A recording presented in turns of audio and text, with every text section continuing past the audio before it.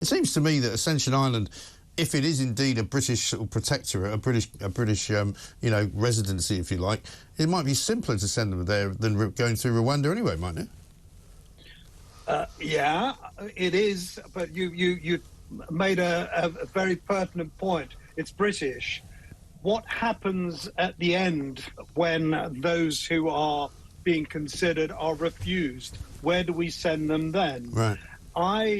I think this is a distraction, to be honest, Mike. Okay. It's something that's been thrown in by the government, leaked to the press behind the hand of some advisor or other as a potential a possibility. And bear in mind that when we were last talking about Ascension Island, they were also talking about places like Nigeria and Niger, of all places, Morocco. I just think that this is, even if it were going to happen, and I'm not against it in principle, offshoring I think is quite, it's a useful way of dealing with this problem. But when will it happen? When will we put in place all the facilities that are necessary? That's why I think it's a bit of a distraction. I think that it's so unlikely, and even if it were to happen, it's going to be so far down the road that it's not worth discussing at the moment. Yes. I mean, as far as the Rwanda policy is concerned, the Tories keep saying to us that it's going to happen, it's going to work. I mean, all of those naysayers who say it's a terrible place, it's a land of whatever the opposite of milk and honey is, that people get tortured, people get put in prison unceremonially, they'll be sent back to their home countries. All of that's rubbish, right? Because they won't be sent back to their home countries. It is a place where the UN has sent migrant refugees in the past. It is a perfectly safe place for people to go. So why is it so difficult? Well, I agree entirely. And when the Court of Appeal, the two judges who voted against the government effectively, when they did that, it was partly on the basis that the UN had argued that Rwanda is not suitable, and yet there's the UN actually making arrangements for asylum seekers, for refugees to be put up in Rwanda. The whole thing didn't make sense, frankly, and that's why I think the government is assuming that when it comes to the Supreme Court making the decision, that it will go back in their favour. We'll see. But all the time, we're another few months down the road. So even if the court, the Supreme Court says yes, we're looking at the whole scheme not starting until January. Well, how many are we going to actually get there? It's all really taking so long that you can understand why the traffickers are saying, cocking a snook, as they say, and telling the government, whatever you do, frankly, we're going to keep going because we're making pots of money, and there's absolutely nothing that you can do about removing those that we deliver. Well, I think as long as you've got, shall we say, law firms operating illegally, giving people the clues to how to stay here by making stories up, and I mean, I'm sure that those 3 law firms that got shut down last week is the tip of the iceberg, of course they're going to carry on coming, and it is a very, very successful model. The human traffickers know what they're doing. They're even advertising now on TikTok that basically the British legal system has kiboshed the Rwanda deal, and that, don't worry, as long as you can get yourself to Britain, you'll never be chucked out. Well, sadly, that's absolutely true as things are at the moment. They won't be chucked out, and that's why they will continue to come.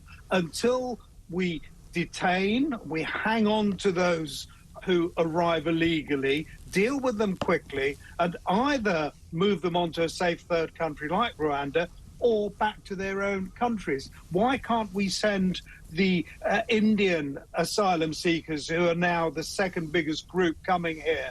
Why on earth are we contemplating giving any of them asylum? It's absurd. And frankly, the sooner the government gets real, and that's what's not happening at the moment, with those who are coming, hangs on to them, even if they go on to the BB Stockholm as we are told may happen today. The fact is that when they are on there, they will have the freedom to come and go as they please and go to ground as often as not. I mean, that's the thing. I mean, this idea that they can come and go, how about they just go? I mean, why would they go back? Because the point is that they can find their way into any number of different communities, they can find their way into jobs, they can find their way into accommodation, because nobody's tracking them. So therefore, nobody knows who they are. People give them a job. I mean, they arrested a load of people in Brighton not very long ago, a few weeks ago, all driving around on mopeds, delivering food. Every single one of them was illegal. Well, yeah, absolutely, Mike. And when in fact people complain about the fact that hundreds of strong, young, working-age men are deposited in their midst, albeit in camps, former military camps of one form or another, when they complain, it isn't because they're just being delivered in these camps, but they're complaining because those who are there are able to come and go as they please. So all of a sudden, where the camps are near small communities, there you suddenly have hundreds of young people, young men, free to move about in their midst. Of course they're going to complain about it. That's why once you take someone in, having arrived illegally, then you hang on to them. You keep them there, deal with them quickly, and remove them. That's the only way that you're going to discourage more and more to come. And we hear that there's 15% fewer coming so far this year than did last year. Well, has anyone looked at the weather? Yeah. What's been going on? Well, it there? hasn't been quite as nice, has it? It hasn't been quite... And the weather appears to be the only thing that stops them, basically. The weather and the tide, the two factors that will actually make things slightly slower down. Because it was Rishi Sunak who said that the 20% figure was the one that was down to his policies, when in fact had nothing to do with his policies at all. Well, I agree with that, Mike, absolutely, that it's the weather that's kept them away. However, what it has also shown us that if you are determined about those who arrive, for example, the Albanians, and you hang on to them and remove them quickly, in this case back to their country of origin, then it will discourage Albanians from coming here. But we're not doing that with everyone. That's the problem, and that's why the numbers are going to be, I'm pretty sure by the end of the year, pretty much the way they were last year, 45 to 50,000. Yeah. And what about this new clampdown being ordered by Robert Jenrick, the immigration minister, who says that anyone who gets involved in either employing migrants illegally or renting a house to them illegally or allowing them in any way to become, you know, workers illegally will face ruin, in their words. I mean, you think that's something that they can do?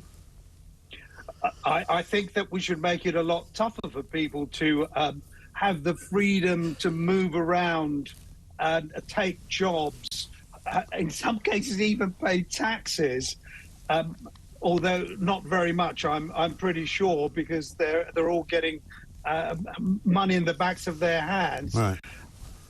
We should have been doing something about this, and the legislation was in place to do it.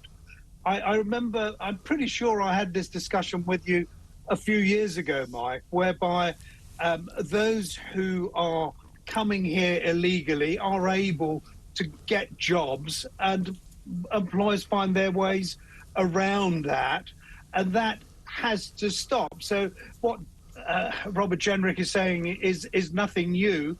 What I would say to him is, Minister, why the hell haven't you been doing this already anyway? Well, yes, you would think. All the rules that are already in place would suggest that they can already arrest these people. They can already charge them. There's already laws which exist. They don't have to announce another crackdown, really, do they? Yeah, well, at the moment, all we hear is what we're going to do. We never hear about anything about what they have done, what has been done to tackle this problem. And that's what I'm really more and more frustrated about, because we keep looking to the future about what's going to happen. And the Labour Party has come out with 5 new ways of stopping the boats, for example. Well, if you look at those 5 proposals, their 5-point plan, the government is either doing it already, or in fact they've tried and it won't work. So at the moment, I've got no faith at all, either in the government or indeed the Labour Party, to do anything about this problem as things are.